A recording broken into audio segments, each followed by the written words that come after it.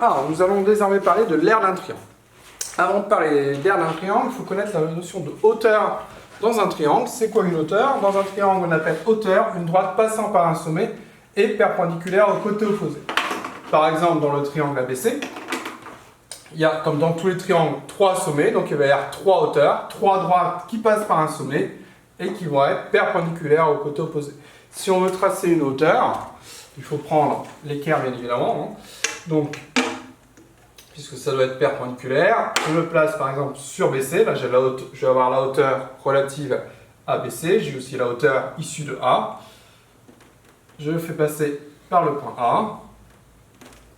Je prolonge pour venir avoir une droite. J'ai un exemple de hauteur, donc la hauteur issue de A.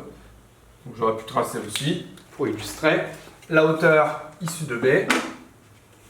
Ce serait la droite qui se trouverait ici, ou encore la hauteur issue de C, ce serait cette droite-ci.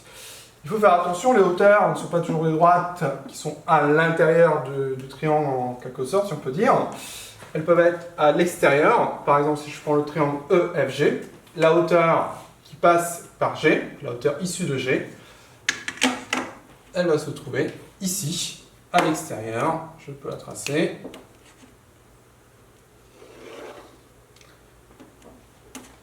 Le seul contact avec le triangle, c'est ce point-là. L'angle droit se trouve ici, en dehors du triangle. Donc chaque triangle a 3 hauteurs. Donc une hauteur, c'est une droite qui passe par un sommet perpendiculaire au côté opposé. Pourquoi on parle de hauteur? Parce qu'on a vu comment calculer l'aire d'un triangle rectangle en multipliant les côtés de l'angle droit entre eux et en divisant ensuite par 2. Comme si c'était la moitié d'un rectangle. Et quand on trace en fait une hauteur, on fait apparaître 2 triangles rectangles. Ici on a un triangle rectangle, là on en a un deuxième. Pour ce triangle ici, c'est pareil, on a un triangle rectangle et on a un autre. Et en fait, en ajoutant les aires de ces 2 triangles rectangles, on va trouver l'aire du grand triangle. De même ici, en calculant l'aire du grand triangle et en enlevant l'aire du petit triangle rectangle, on va trouver l'aire de ce triangle. Donc à partir de la formule d'aire du triangle rectangle, on peut trouver la formule d'aire pour n'importe quel triangle, pour un triangle quelconque. Comment on fait pour ce triangle rectangle-là? On fait cette longueur-ci multipliée par celle-ci divisée par 2. Et pour l'autre triangle, on fait cette longueur multipliée par celle-ci divisée par 2. Et bien, on peut prouver qu'en ajoutant ces 2 formules, ces 2 calculs, on va arriver au calcul suivant.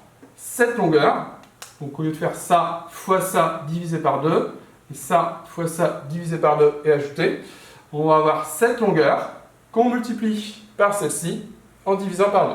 Cette longueur, c'est ce qu'on va appeler la base.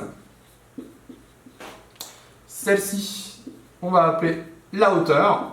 Donc le mot hauteur, on voit, est utilisé dans différents sens, à la fois pour désigner cette droite, mais aussi pour désigner la longueur entre le sommet et le pied, ici, de la perpendiculaire, le point d'intersection entre la perpendiculaire et le côté.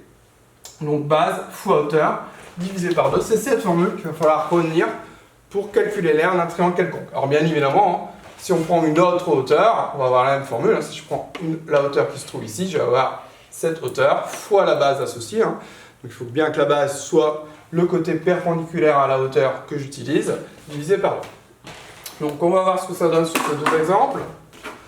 Donc par exemple pour le triangle IJK, comment on fait pour calculer l'aire de IJK? On regarde si on a si on connaît la longueur d'une hauteur. Ici, c'est bien une hauteur, c'est perpendiculaire à un côté et ça va jusqu'au sommet K. La base perpendiculaire, on la connaît, 10 cm, donc on va faire 5 fois 10 divisé par 2. 5 fois 10, 50, divisé par 2, 25, donc on a 25 cm².